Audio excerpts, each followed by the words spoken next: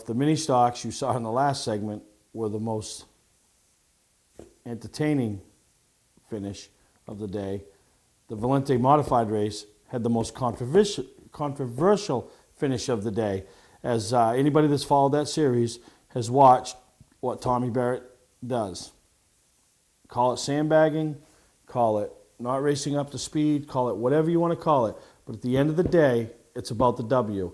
And if you haven't got that figured out yet in racing, you're in the wrong sport, because really any sport, it's about the W at the end of the day. And if you don't do nothing illegal, then what are you doing wrong if they get it taken away from you? And that's exactly what happened to Tommy. According to published reports, it was excessive use of the bumper. Well, excessive use of the bumper, usually somebody's got to go around off that bumper, somebody's got to be spun off that bumper, somebody's going to be wrecked off that bumper.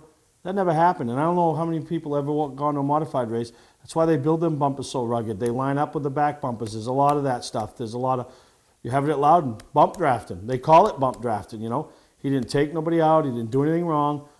The only thing he did was he made a shambles of the show, because he did exactly what he needed to do to win that race.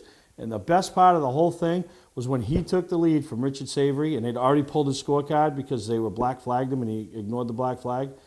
What I like the best is he not only wanted to take the lead, he slowed down and let them go back by him, but then he wanted to put an exclamation point on the fact that he was going to be the winner of that race, because he went back and took the lead again. Not once, but twice. So it's a shame. I don't understand. I don't have all the answers. I know there was a lot of people very upset and didn't agree with the decision making that went on.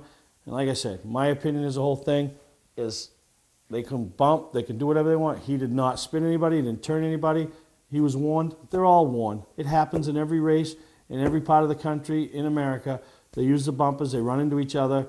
People do it and spin them. People turn them. People, you know, and they don't always get penalized. So the guy running into the back of them and gets penalized, I don't understand it, and we'll see if that's what we see this weekend down at Thompson. We're going to take a break. When we come back, we're going to show you all the highlights from Unity this past weekend. Not all of them, but a bunch of highlights from Unity this past weekend, as Nick Huff continues the tradition up there with the Long John. That's what got him here.